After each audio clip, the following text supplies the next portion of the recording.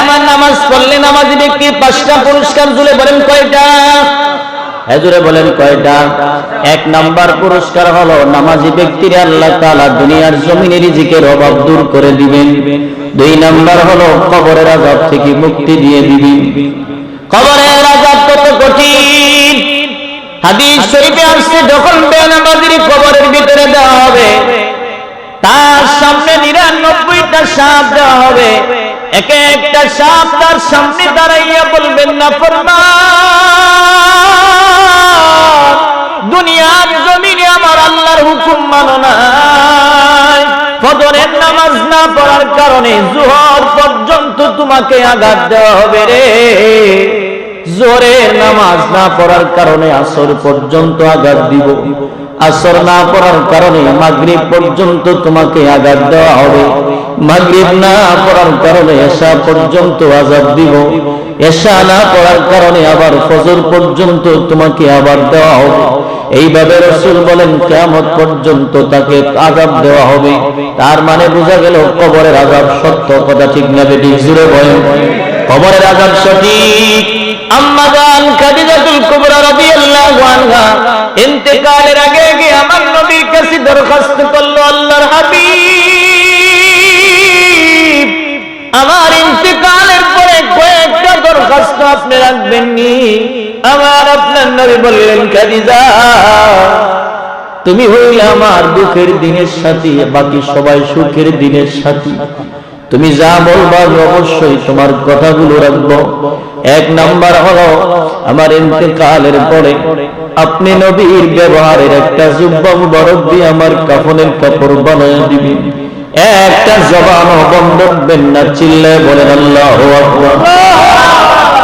আমার আপনার নবী বলেন, খাদিজা, আমার ব্যবহারের জামা দিয়ে তুমি কি করবা? আম্মা জান খাদিজাতুল কুবরা রাদিয়াল্লাহু আনহা বলেন, নবী গো, আপনি নবী না বলেছেন কবরের আযাব বড় কঠিন আযাব, কবরের আযাব বড় শক্ত আযাব। আপনি নবী তো বলছেন কবরের মাটি যখন কোন একটা কবরওয়ালারে চাপ দিয়া দেয়, একটা হাড়ের ভিতরে নিয়ে আরেকটা হাড় ঢুকাইয়া দেয়। আমি খাদিজা কবরকে বড় ভয় পাই, না জানি আমিও কবরে ধরা পড়িয়া যাই। সুতরাং আপনার ব্যবহারের একটা জুব্বা মুবারক যদি আমি খাদিজার গায়ে কাফন হইয়া যাই, এই কাফন লইয়া যদি আমি কবরে শুইতে পারি, আমার মনটা বলে গো, এই কবরে আর আমি খাদিজারে চাপ দিতে পারবে না। সুবহানাল্লাহ বলে নবীর স্ত্রী হয়ে যদি কবরের ভয়ে কাঁদতে পারে, আমার আপনার মা বোনেরা তাদের কি যোগ্যতা আছে? আমার আপনার মা বোনদের কি গুণ আছে? আম্মা জান খাদিজা বলেন, 2 নাম্বার হলো আমার কবরে রাখার পরে যখন সময় চলে আসবে, আপনি নবী ওয়াদা দেন, আপনি কিন্তু আমার কবর থেকে আসবেন না। সময় চলে আসলেও আপনি আমার কবরের পাশে দাঁড়ায় থাকবেন, কারণ হলো ফেরেশতাদের প্রশ্নের জবাব দেওয়ার যোগ্যতা আমি খাদিজার নাই। সুবহানাল্লাহ। আর একটু জোরে বলেন আল্লাহু আকবার। যিনি হচ্ছেন নবীর স্ত্রী, অথচ আল্লাহ ওনাকে সালাম জানাইছেন। আমার আপনার নবী হেরা গুহায় আম্মা জান খাদিজাতুল কুবরা রাদিয়াল্লাহু আনহা আমার নবীর জন্য সেই জায়গায় খাবার নিয়ে যায়। উঠতে অনেক কষ্ট হয়। একদিন আমার নবী মুস্কি মুস্কি হাসেন, ডেকে বললেন, খাদিজা, তোমার আশাটা অনেক সুন্দর লাগে, আপনার কাছে সুন্দর লাগে, আমার তো কষ্ট হইতেছে, আপনি হাসেন কেন? আরে খাদিজা, একটু আগে জিবরাইল আমার কানে কানে আইসা বলল, আল্লাহর হাবিব,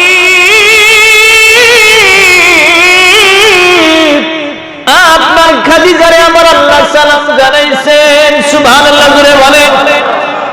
যিনাকে আল্লাহ সালাম দিয়েছেন ওই ব্যক্তি ইন্তেকালের পরে কাঁদেন, বলতেছেন, আমারে আপনি নিজে কবরে দাঁড়ায় থাকবেন, কারণ হলো প্রশ্নের জবাব দেওয়ার যোগ্যতা আমার নাই। সবাই যখন বিদায় হয়ে আসবে গো, আপনি নবী আমার কবরের পাশে দাঁড়াই আমার পক্ষ থেকে জবাব দিবেন, ওয়াদা দেন। আমার নবী বললেন, খাদিজা, তুমি আমার দুঃখের দিনে দিনের সাথী ছিলে, মক্কার বেঈমানেরা যখন আমার গায়ে তীর আর তরবারির আঘাত দেয়, তুমি খাদিজা আমার দুঃখের দিনের সাথী, তোমার ধন আর সম্পদ সব কিছু আমি নবীর নামে দিয়ে দিলে রে। আমারে গরিব বলে বলে তুমি তোমার সম্পদ আমার দিয়া ধনী বানাইছো, আমি তোমার ওয়াদা রাখবো, চিন্তা করবা না। কিছুদিন পরে ইন্তেকালের পরে সবাই যখন কবরে রাখলেন, সবাই চলে আসেন, নবী আসেন। সুবহানাল্লাহ বলেন। নবী আসেন, আমার আল্লাহ তাআলা জিবরাইলকে পাঠিয়ে বলল, জিবরাইল আমার বন্ধুরে তুমি জানায় দাও আমার বন্ধু কেন দাঁড়ায় রয়েছে। জিবরাইল বললেন, আপনি কেন দাঁড়ায় আছেন? আমার নবী বলেন, আমি আমার খাদিজার সাথে ওয়াদাবদ্ধ হয়ে আছি, আমার খাদিজার প্রশ্নের জবাব দিতে হবে। আমার আল্লাহ তাআলা জানায় দেন, জিবরাইল আমার বন্ধুরে তুমি জানায় দাও আমার বন্ধু যেই কবরের পাশে থাকবে আর কোন ফেরেশতা হাজির হবে না। সুবহানাল্লাহ জোরে বলেন। ফেরেশতা যাবে না, আমার বন্ধুরে বলো বাড়িতে যাওয়ার জন্য, কিন্তু আমার নবী যায় না।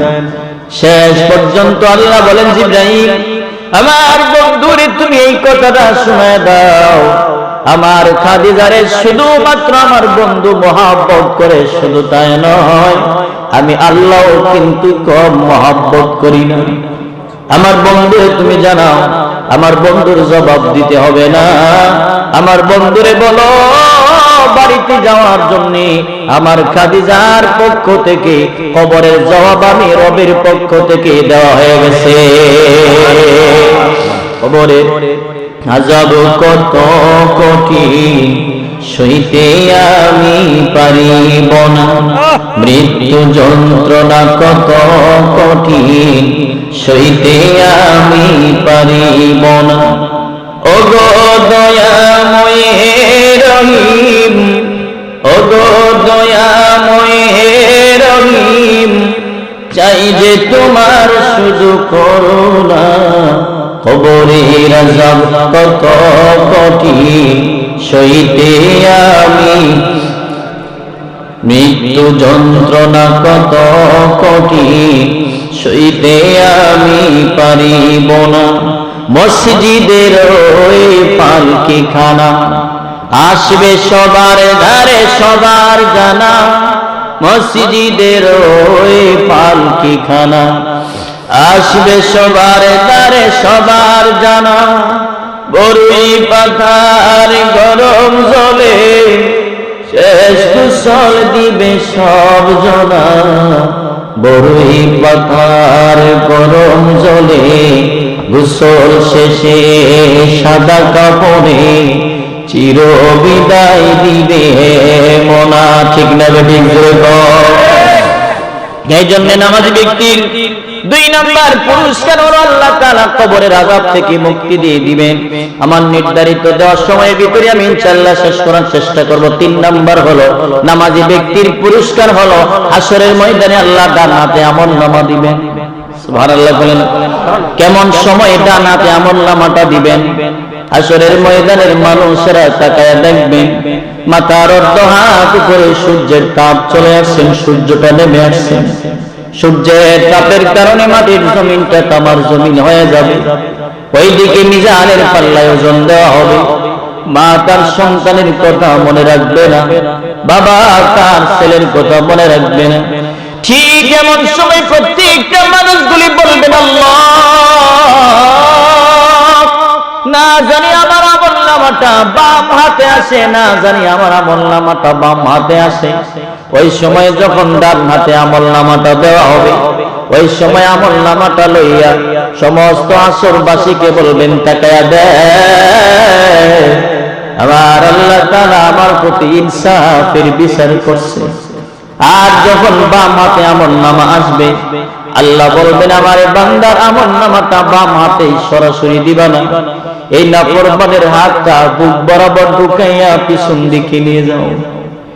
নাফরমানের হাতটা বুক বরাবর ঢুকাইয়া পিছন দিকে যখন নেওয়া হবে, বলেন তো কষ্টটা কম হবে না বেশি হবে?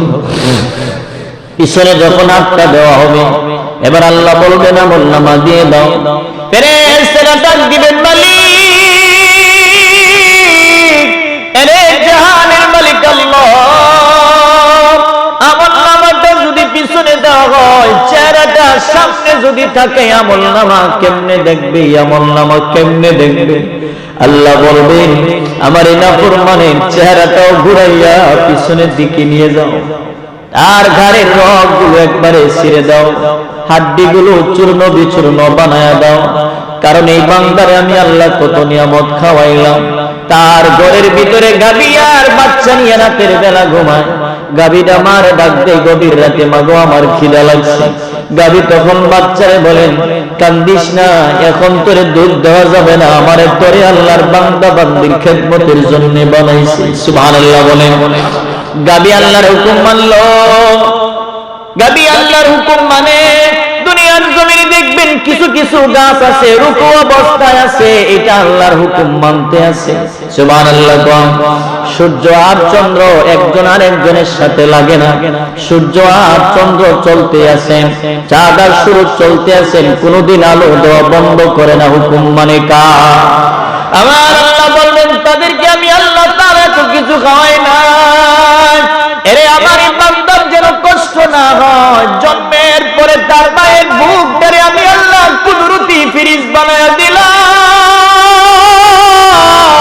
তার মায়ের বুকের ভিতরে আমি আল্লাহর কুদরতি দুধ ঢাইলা দেয়, না গরম না ঠান্ডা। বেশি গরম হইলে বান্দার জিহ্বা পুড়ে যায়, কম ঠান্ডা হইলে, বেশি ঠান্ডা হইলে বান্দার ঠান্ডা লাগবে, কাশি হবে।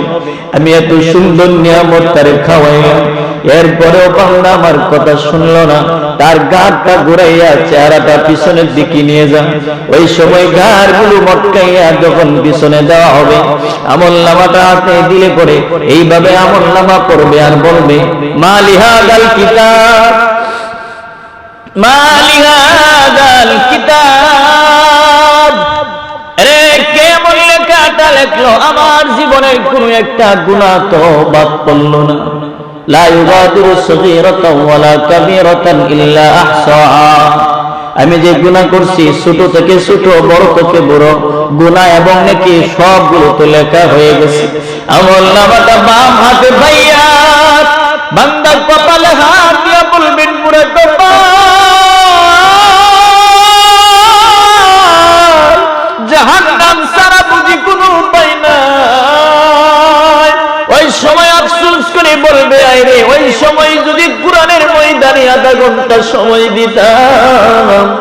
ওই সময় বলবে, মসজিদে নামাজ যদি এক ওয়াক্ত সময় বেশি 2 রাকাত নামাজ নফল পড়তাম, হয়তো আজকে কাজে লাগবে। কিন্তু তখন আর কানলে লাভ হবে না।